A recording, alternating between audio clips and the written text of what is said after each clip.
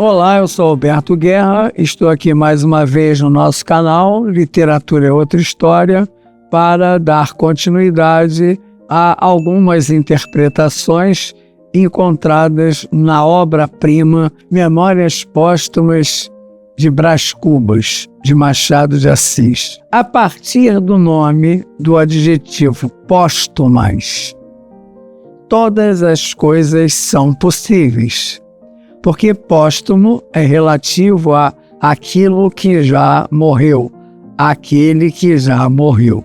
Então a realidade ou as realidades impostas pelo livro são realidades póstumas, são realidades vistas por alguém que morreu, por um defunto autor, por um narrador que depois de morto, na falta do que fazer, preencheu o vazio da eternidade com um balanço, com um reexame das suas peripécias na vida.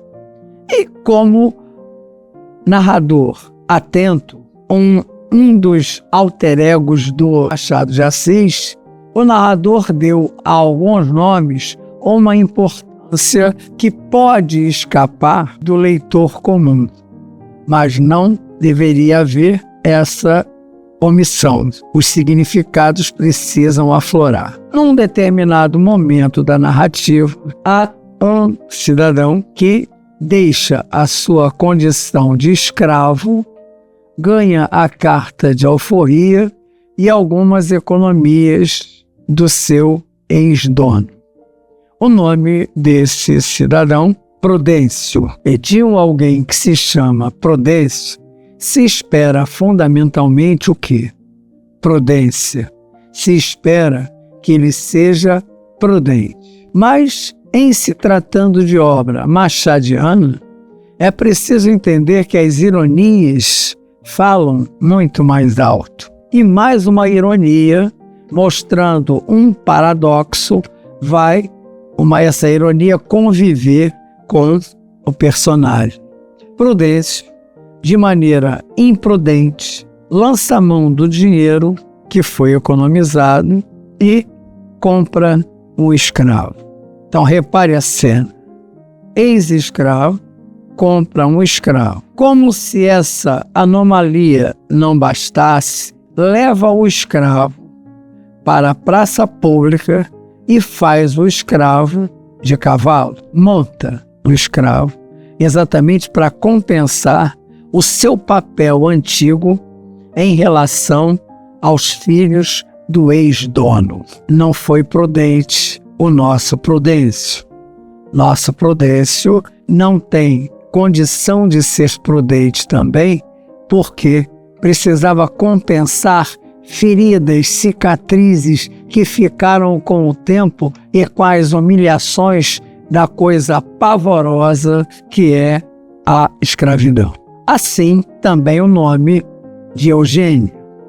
Eugênia nasce na narrativa a partir, reparem que a narrativa é do século XIX, de moral burguesa, de moral com alguns toques vitorianos, de moralismo exacerbado e hipócrita, falso. Eugênia é uma figura que surge dentro da narrativa como a Flor da Moita, nome de um dos capítulos dados pelo autor por meio do narrador. Flor da Moita é Eugênia. E por que se chamava Flor da Moita? Porque foi concebida numa relação sexual atrás de uma moita, num lugar vetado pela moral burguesa, num lugar inimaginável para a falsidade daquela sociedade. E se chamou Eugênia.